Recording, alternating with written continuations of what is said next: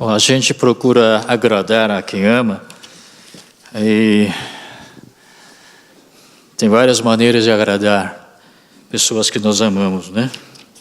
Dando presente, dançar, cantar, ou preparar um prato gostoso, né? Assim como Esaú fez a seu pai Isaque, né?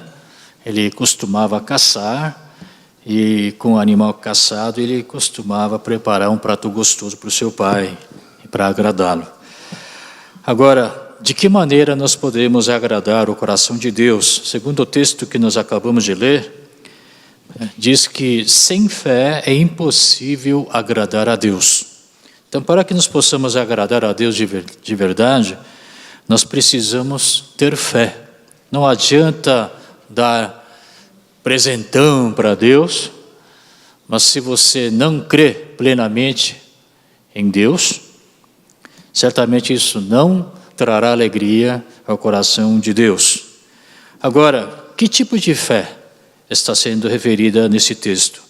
Crer em quê? Então nós temos a resposta no próprio versículo 6. Você precisa crer, antes de mais nada, que Ele existe. Tá? Então você precisa crer que nosso Deus é um Deus vivo. Segundo lugar, nós precisamos crer que Ele recompensa aqueles que o buscam. Então, sobre esses dois fatores que nós vamos agora falar e esperar que a graça do Senhor toque em nossos corações. Crer que Deus existe. Eu sei que entre os que frequentam a igreja, infelizmente, há pessoas que não creem na existência de Deus. Questionam, será que esse Deus realmente existe? Será que após a morte realmente existe o que a Bíblia fala sobre o reino de Deus, a vida eterna? Será que a vida espiritual não consiste em viver aqui na terra moralmente correto, eticamente correto, sem causar danos e prejuízo aos outros?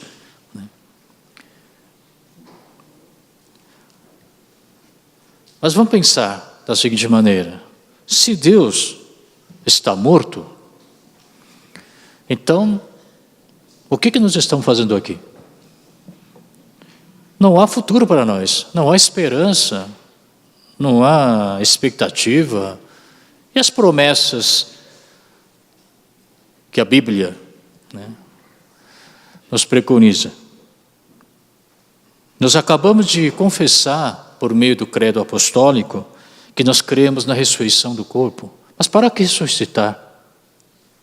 Se não há Deus para nos receber. Se não há vida eterna e nem reino de Deus.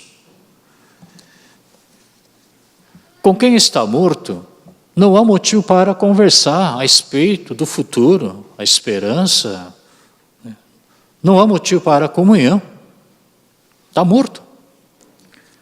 Portanto, se a gente não crer que Deus realmente existe, que Ele é vivo e Ele é eterno, não há razão por que nós estamos aqui. A igreja tem que fechar suas portas e jogar fora a Bíblia. Porque que adianta a gente ter um montão de promessas de Deus aqui, se Deus está morto? O agente da ação não existe mais. Que adianta você falar com um defunto, se ele está morto e ele não consegue pagar as dívidas que ele contraiu para com você? Não adianta nada.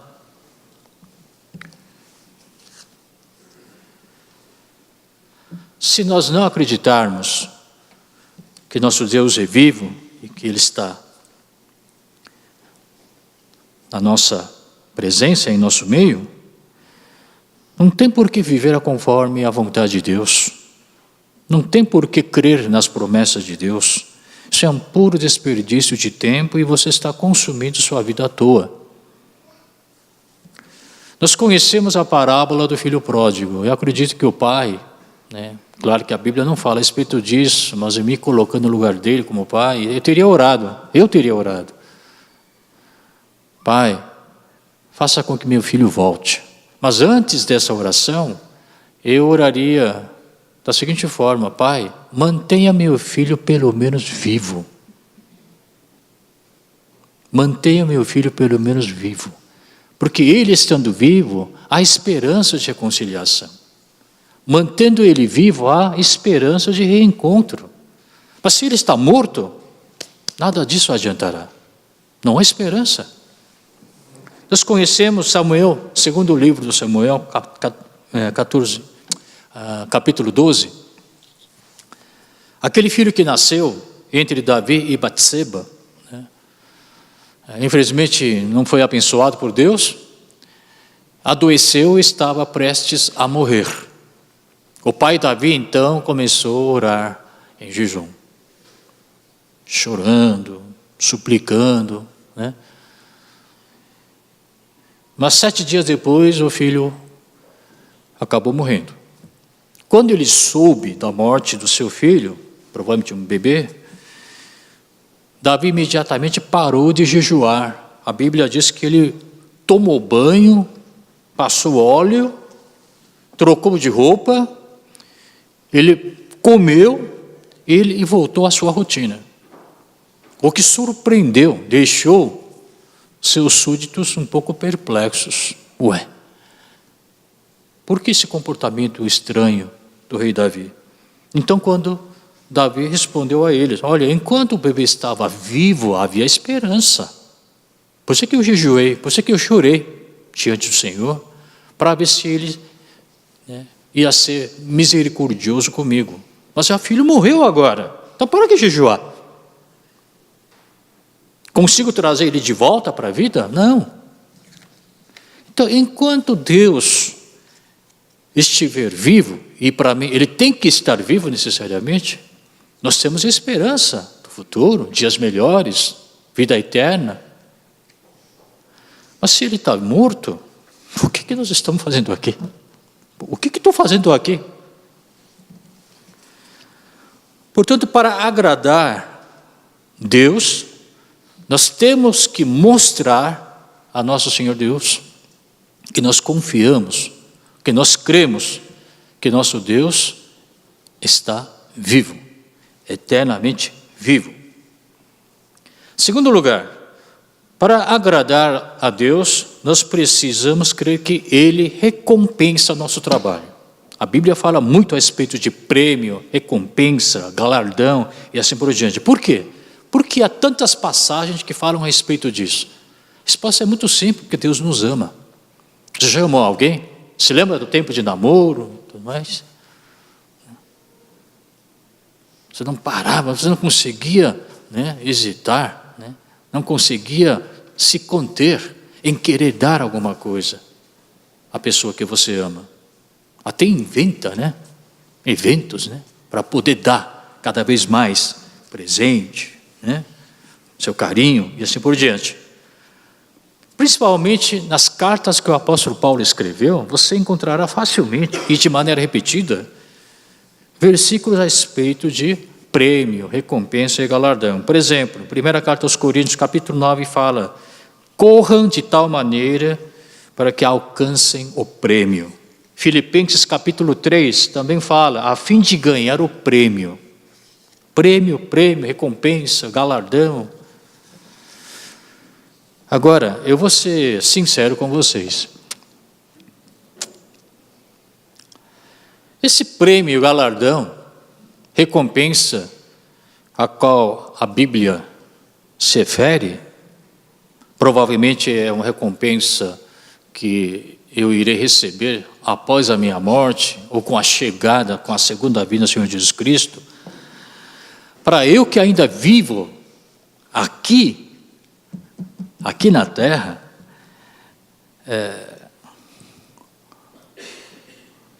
está muito longe. Eu sei que vou receber aquele prêmio que Deus preparou, a recompensa maravilhosa, não sei o quê, mas está muito longe de mim. Está muito longe de mim. Eu não consigo sentir na minha pele, aqui, agora.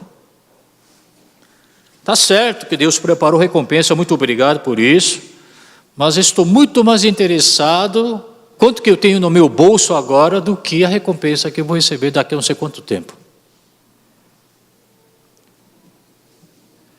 Porque o ser humano prefere recompensa imediata. Pode até ser pequena, mas eu quero agora. A receber recompensa grande, mas postergada, adiada, adiando, longe de mim.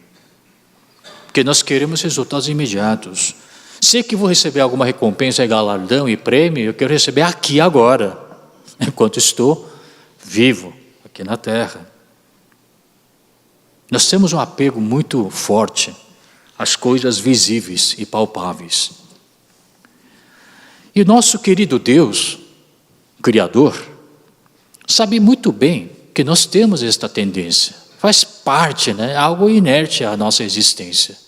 A gente querer sempre algo imediato. Por isso mesmo, no tempo do Velho Testamento, Deus fez questão de mostrar que Ele era um Deus que recompensava seu povo pelo trabalho que eles realizavam. Por exemplo, Abraão, seu filho Isaque e neto Jacó, todos eles eram ricos, patriarcas que usufruíam da abundância material, que por sinal era a bênção de Deus. Me lembro muito bem quando Abraão, por causa da grande seca que tomou conta daquela região naquela época, ele foi para o Egito, né? E houve aquele negócio de Sara, né? Enganar que não era esposa, mas era irmã, não sei o quê. Mas no fim, vocês conhecem a história. O faraó, o rei do Egito, presenteia, não é? Abraão com ouro, prata e gado. E a Bíblia diz, Gênesis capítulo 3, versículo 2, que Abraão ficou rico. 430 anos mais ou menos passaram, quando o povo de Israel estava sendo tirado do Egito, né? Deus fez com que seu povo, o povo de Israel, ganhasse, né, favor dos egípcios. Nós sabemos muito bem que Deus fez com que os egípcios entregassem para o povo de Israel ouro, prata e roupas que eles tinham. Então o povo de Israel saiu do Egito não de mãos vazias, mas cheio de coisas. Então Deus do Velho Testamento era um Deus que realmente recompensava o seu povo de Israel.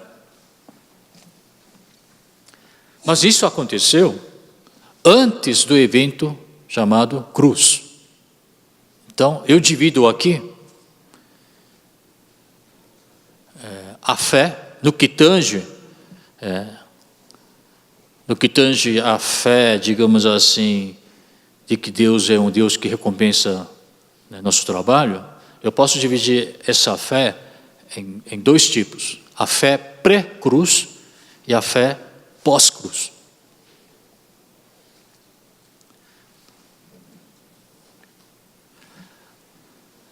Antes de cruz, acumular riquezas materiais era uma das provas, era uma das maneiras pelas quais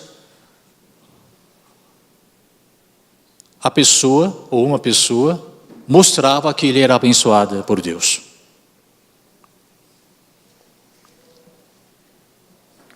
Portanto, riqueza, bênção, né? Riqueza igual bênção era uma fórmula que era aceita como verdadeira. Por isso, as pessoas viam Abraão, Isaque e Jacó e glorificaram a Deus pela vida deles. E até queriam copiar, imitar, né, a vida deles para serem abençoadas. Mas após cruz, essa equação mudou. Eu já preguei a respeito disso uma vez, acho que uns anos atrás. Hoje em dia, no tempo, quer dizer, no período pré-cruz, quando as pessoas viam um rico, eles glorificavam a Deus. Poxa, aquele homem é abençoado por Deus. Mas pós-cruz, no período pós-cruz, quando a gente vê um rico, como eu tinha falado, a gente não glorifica a Deus, a gente desconfia desse cara. Como é que ele conseguiu acumular tanta riqueza? Num curto espaço de tempo. Ou o cara sonegou, ou o cara explorou mão de obra barata, ou o cara é pão duro. Ele deve ter feito alguma coisa ilícita para poder acumular tanta riqueza em curto espaço de tempo. A gente desconfia, não glorifica mais a Deus. Lucas capítulo 18. Um jovem rico procurou Jesus e Jesus respondeu para ele, né? Venda tudo que você tem e me siga. Ele ficou preocupado e foi embora. Assim que ele se afastou, Jesus chamou seus discípulos e falou o seguinte: como é difícil aos ricos entrar no reino de Deus. De fato, é mais fácil passar um camelo pelo fundo de uma agulha do que um rico entrar no reino de Deus. Ao ouvir essa afirmação, os discípulos ficaram perplexos, atônitos. Ué, então quem é que pode ser salvo? Em outras palavras, se o nosso pai Abraão, Isaac e Jacó eram ricos porque eram abençoados por Deus, e o Senhor acabou de dizer que é muito, muito difícil ricos entrarem no reino de Deus, então quem é que pode entrar no reino de Deus? Isso demonstra claramente que os discípulos, até este presente momento, eles tinham fé pré-cruz. Aqueles que acreditavam que bênçãos materiais eram tudo que o povo deveria almejar. Outro episódio é sobre o Pedro. Você sabe muito bem que o Pedro saiu junto com seus companheiros para pegar peixes. Ele não pegou nada, em 2 ocasiões. E nessas 2 ocasiões, Jesus se apresentou e ele ajudou a pegar os peixes. E muitos peixes. O primeiro encontro aconteceu no período pré-cruz, digamos assim, né? O Pedro tentou a noite inteira pegar peixe, não pegou nada. Jesus se aproximou dele, joga lá. Pum, ele jogou a rede e pegou muitos, muitos peixes. E Jesus falou para ele: agora, a partir de agora, você será meu discípulo e você será pescador de homens, não mais pescador de peixes. Mas quando Jesus morreu na cruz, ressuscitou, e ele se apresentou pela segunda vez diante do Pedro, o que o Pedro estava fazendo? João capítulo 21. Ele voltou a ser pescador de peixes, não de homens. Então aquele Pedro, no período pré-cruz, continuou sendo pescador de peixes, não de homens. Mas na segunda ocasião em que Jesus se encontrou com Pedro, no mar da Galileia, esse Jesus era Jesus ressuscitado, portanto, período pós-cruz, chamou Pedro não para ele ser discípulo, mas para ele ser apóstolo. Ajudou ele a pegar peixes. Quantos peixes? A Bíblia especifica o número: 153 peixes. Então, o Pedro, no período pós-cruz, se encontra com o Senhor Jesus Cristo e ele consegue pegar 153 peixes. Por que esse número específico? Para se gabar de que, puxa, eu peguei muitos peixes? Não. Se ele fosse amador, teria feito isso, mas ele era um profissional. O profissional conta os peixes que ele pegou para poder vender. Ele estava contente, o Pedro, porque ele conseguiu pegar 53 peixes. Ele sabia muito bem quanto que iria receber se vendesse todos esses peixes. Recompensa imediata, visível, palpável. Mas o Pedro, após ter se encontrado com Jesus ressuscitado, ele começou a enxergar algo que era invisível. Ele começou a buscar recompensa que era invisível, que era muito maior. Ele aprendeu que recompensa que ele tinha que almejar não era uma recompensa imediata, palpável e visível, mas havia uma recompensa muito maior. Por isso, no Atos capítulo 2, após ele ter pregado o sermão, a Bíblia diz que ele conseguiu converter mais de 3.000 homens. Agora sim, ele virou realmente um pescador de homens. Antes, no período pré-cruz, ele continuava sendo pescador de peixes. Mas no período pós-cruz, ele se transformou, ele se converteu de verdade num pescador de homens. 153 peixes ou 3.000 homens? Qual recompensa é maior? Ele aprendeu. Infelizmente, nós que vivemos no século 21, que aceitamos Senhor ressuscitado como Salvador e Senhor de nossas vidas, de vez em quando a gente quer voltar para o período pré-cruz,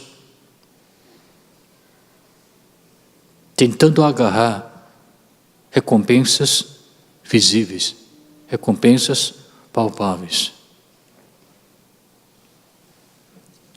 Moisés, Hebreus capítulo 11, versículo 24, versículo 26. Quem estiver com a Bíblia aberta, seja digital, seja de papel, por favor. Hebreus capítulo 11, versículos 24, 25 e 26. O que a Bíblia fala a respeito desse homem chamado Moisés? No 26, digamos assim, vamos lá, para ganhar tempo. Por amor de Cristo, considerou sua desonra uma riqueza maior do que os tesouros do Egito, porque contemplava a sua recompensa.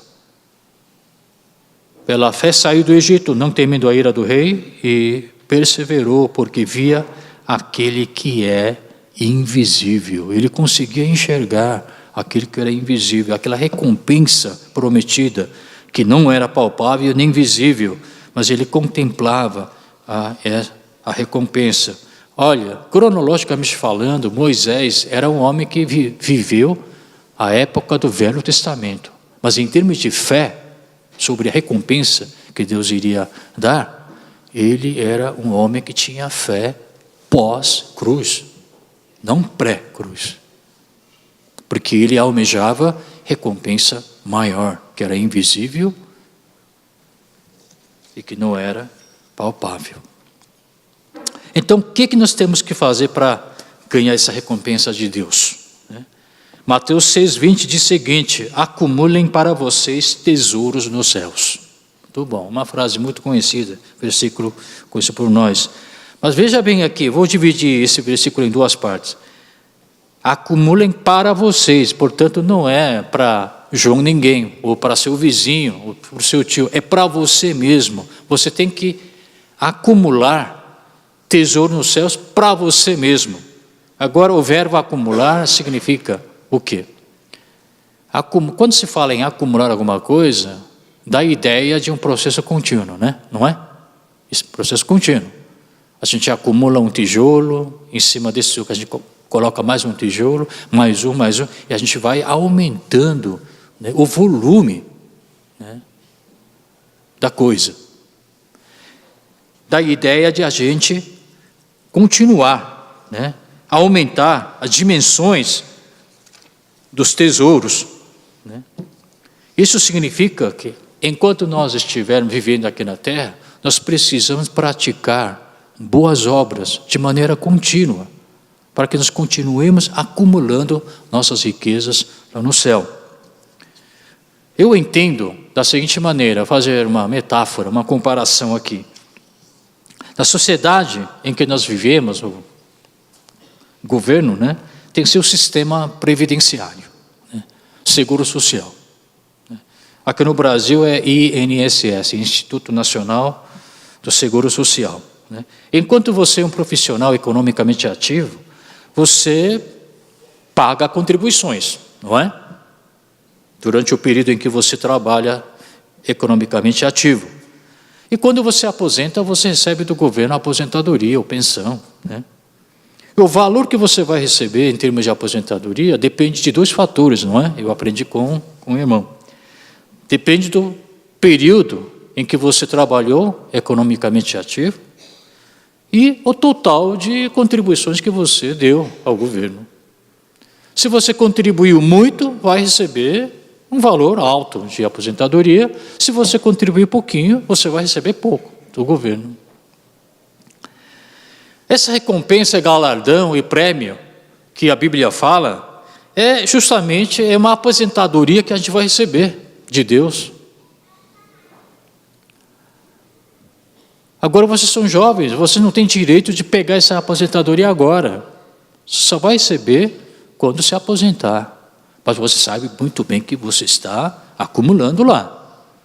E o valor dessa aposentadoria vai depender quanto que você contribuiu. Quanto mais boas obras você praticar, mais você está acumulando suas riquezas no céu. Agora, nós precisamos praticar boas obras. E para que você possa praticar boas obras, o ato de praticar tem que ser fácil. Se o ato de praticar boas obras, boas ações, for um processo muito complicado, difícil, penoso, a motivação cai. Portanto, uma igreja saudável, digamos assim, uma comunidade de fé saudável, é aquela comunidade que favorece, que facilita que os seus membros pratiquem boas obras. Por exemplo, vamos evangelizar, né? Eu faço esse desafio aos irmãos. Vamos evangelizar, vamos sair para evangelizar. Agora, eu crio um programa de 1 mês para você poder sair para evangelizar.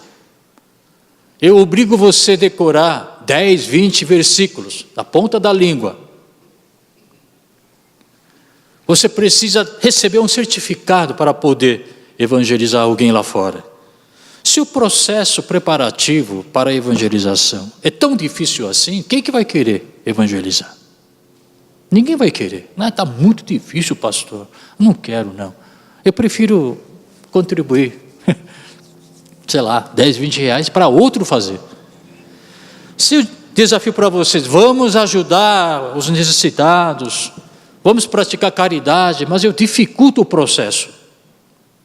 Você tem que ser qualificado, não sei, tem que passar por esse processo, tem que ter aula para não sei o que, não sei o que.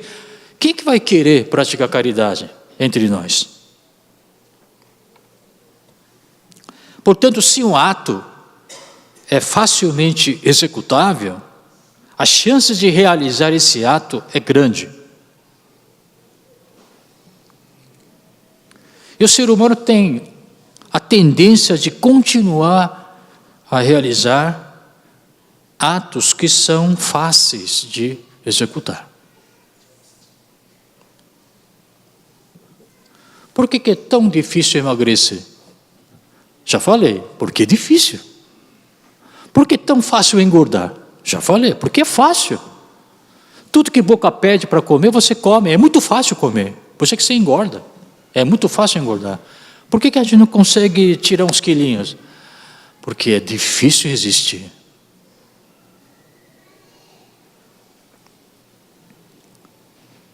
Aplicando o mesmo pensamento, raciocínio, por que nós cometemos tantos pecados? Porque é fácil cometer pecado.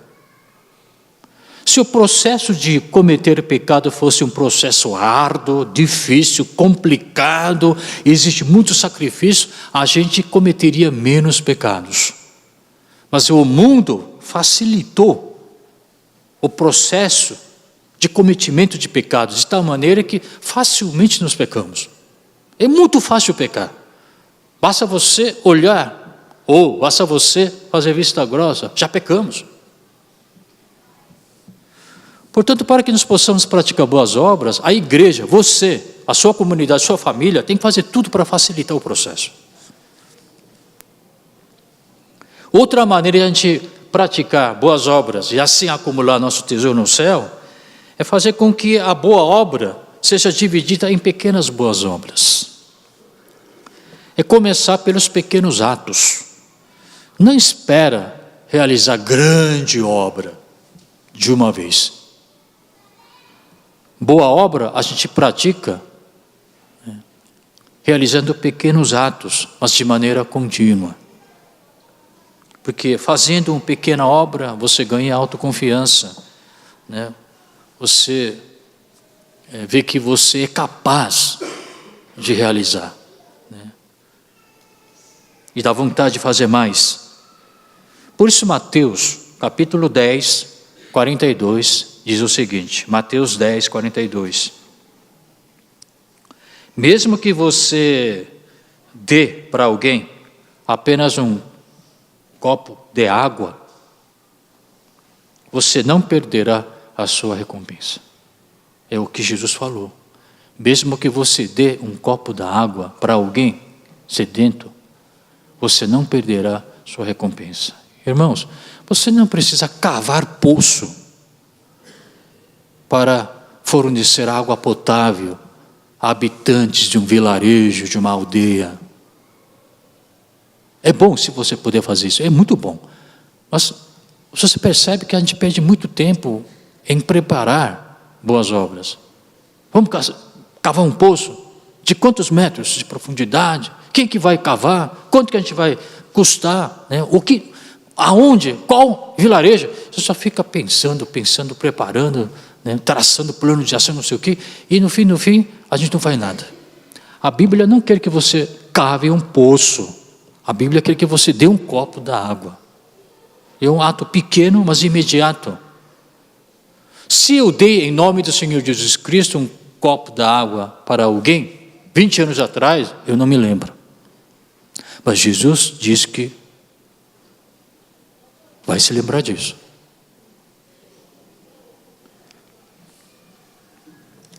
Aquela parábola de talentos também, Mateus 25, né? O dono voltou e elogiou, né, aqueles dois servos, né? E disse o seguinte: você foi fiel no pouco. Então tudo começa com pequenos atos, pequenos gestos, pequenas boas obras. Da mesma maneira que a gente vai contribuindo mensalmente, né, até a gente se aposentar, a gente tem que ser fiel do que a gente faz no dia a dia. Pequenos atos, pequenas obras. Mas que um dia nós teremos um montante grande, abundância. Você está acumulando suas riquezas, seus tesouros no céu. Vejamos o versículo 7 agora do texto, porque traz um bom exemplo sobre como realizar essa fé. Versículo 7 diz o seguinte: pela fé Noé, quando avisado a respeito de coisas que ainda não se viam, olha lá, ele não viu nada, com seus olhos ele não conseguiu enxergar nada, embora Deus tinha falado que haverá um grande dilúvio, e que Deus iria salvar Noé e sua família. Ele ainda não viu nada, mas, movido pelo santo temor, porque ele temeria Deus? Porque ele está vivo. Quem temeria um Deus que está morto? Mas ele creu que Deus estava vivo, por isso que ele temeu de maneira santa. E o que ele fez? Ele construiu uma arca para salvar sua família. Ele preparou a arca. Irmãos, quem crê nas promessas de Deus não fica parado, ele sempre faz alguma coisa. Ele prepara, ele constrói. Agora, esse período de preparação, de preparativos, é que é um período meio difícil, né? É penoso. Você tem que aguentar e engolir muito sapo.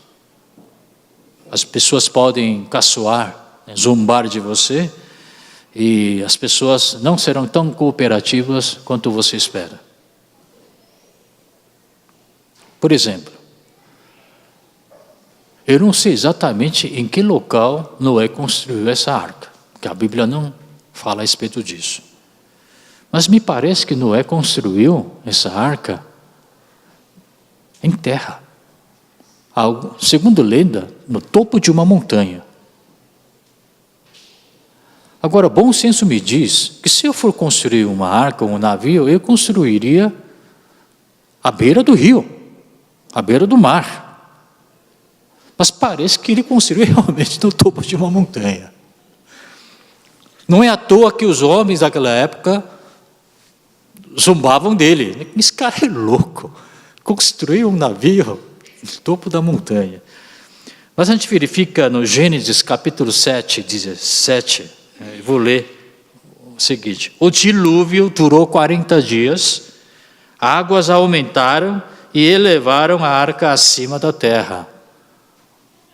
Se ele tivesse construído a arca à beira de um rio ou no rio, acho que com uma semana de chuva sem parar, as águas já teriam elevado a arca acima da terra. Mas a Bíblia diz que depois de ter chovido 40 dias e 40 noites em que as águas aumentaram e elevaram a arca de Noé acima da terra. Então isso realmente, né, comprova que ele deve ter construído essa arca num lugar alto, não junto ao mar, nem ao rio. Todo mundo teria falado que cara é louco. Isso é uma peça a menos na cabeça. Às vezes a gente também é alvo de gozação, né? Pelos incrédulos. É que aquele crente é louco, né? Ele está indo contra fluxo, né? Contrassenso.